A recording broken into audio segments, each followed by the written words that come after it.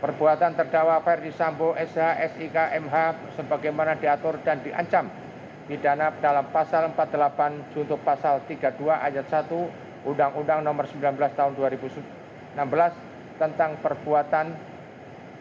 perubahan atas Undang-Undang Nomor 11 Tahun 2008 tentang informasi dan transmisi elektronik junto pasal 55 ayat 1 ke 1 KUHP.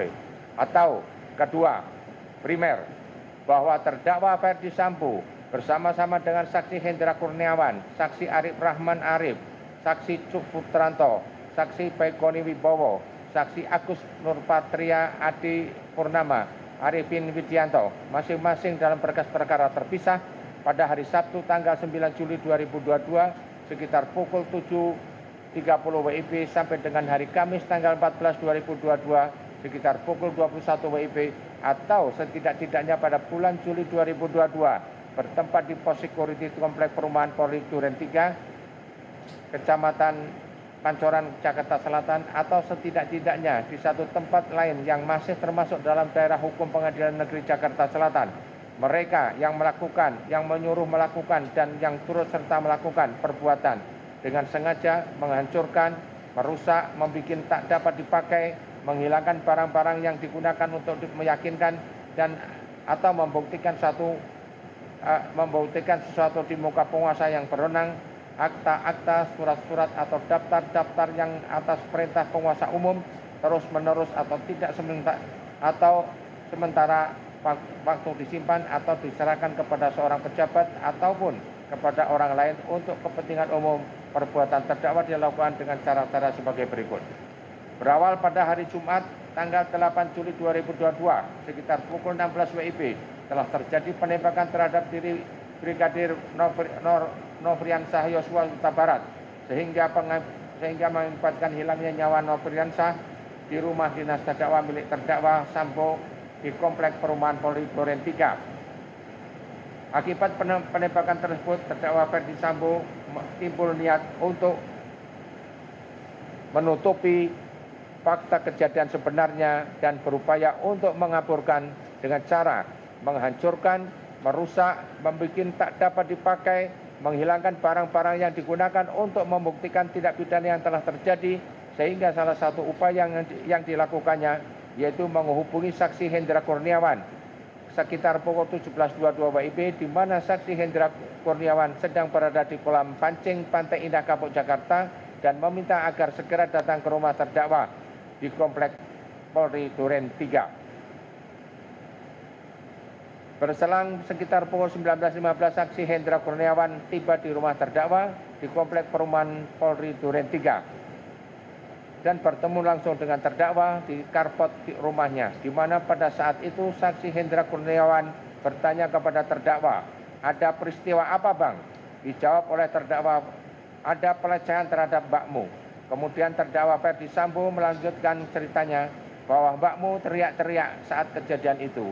Lalu korban panik dan keluar dari kamar Putri Chandrawati tempat kejadian karena ketahuan oleh Richard Eliezer Pudiang Lumiu sambil bertanya, "Ada apa, Bang?"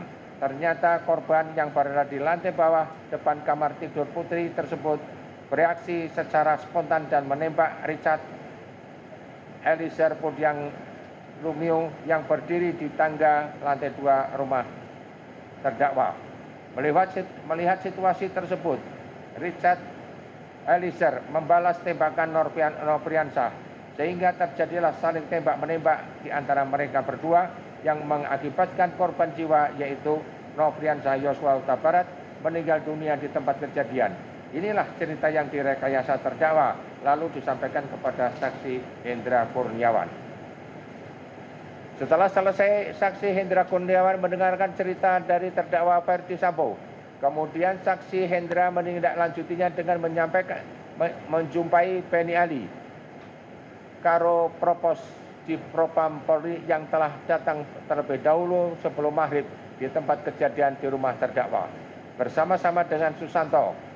Selanjutnya saksi Hendra Kurniawan bertanya kepada Beni Ali, "Pelecehannya seperti apa?" Kata Beni Ali menjelaskan kepada saksi Hendra Kurniawan bahwa Beni Ali sudah bertemu dengan Ibu Putri dan Ibu Putri menceritakan kepada Penny Ali, benar telah terjadi pelecehan terhadap diri Putri di saat sedang beristirahat di dalam kamar, di mana sewaktu kejadian Putri Chandrawati juga menggunakan baju tidur celana pendek, kata Penny kepada saksi Hendra Kurniawan. Lalu Penny melanjutkan ceritanya dan mengatakan permasalahannya korban Nurfiansyah Yosua Huta Barat telah memasuki kamar Putri Chandrawati dan sedang meraba sampai mengenai kemaluan Putri Chandrawati. Akan tetapi Putri Chandrawati terbangun dan kaget sambil berteriak. Dikarenakan teriakan Putri Chandrawati tersebut, korban Nurfiansyah Yosua Huta Barat menodongkan senjata api ke Putri Chandrawati sambil mencekik leher dan memaksa agar membuka kancing baju Putri Chandrawati. Lalu Putri Chandrawati berteriak histeris sehingga korban Nurfiansyah Huta Barat panik dan keluar dari kamar. Dan saat itu juga bertemu dengan Richard Eliezer Pudiang Lumiu, sehingga terjadi tembak-menembak. Cerita Penny Ali didapatkan dari Putri lalu diceritakan kembali kepada Hendra Kurniawan. Setelah selesai, saksi Hendra Kurniawan mendengarkan cerita Penny Ali di ruang tengah rumah dinas terdakwa, tempat kejadian perkara, di mana saksi Hendra Kurniawan mendekati sambil melihat mayat Nofriansyah Yosua Huta Barat yang berada di bawah tangga dapur rumah dinas terdakwa tersebut. Tidak lama kemudian, sekitar pukul 19.30, datang mobil ambulan dan selanjutnya